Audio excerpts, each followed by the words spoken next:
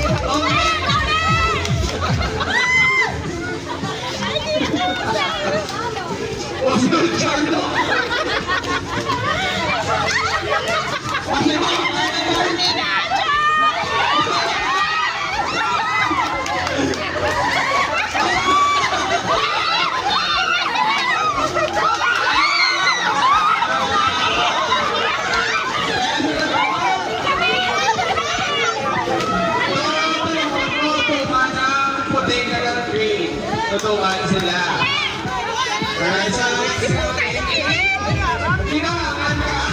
Pagkatapos nga ng first 3 games ay kumain muna kami. 2 games lang ang nasa video, wala kasi akong copy sa isa. Pagkatapos kumain ay naglibot-libot muna kami. Hindi ko na nga matiis ang sakit ng ulo at init ng katawan ko kaya nagpaalam na muna ako sa TL ko na umuwi. At ito ang mga kaganapan nung ako'y umuwi.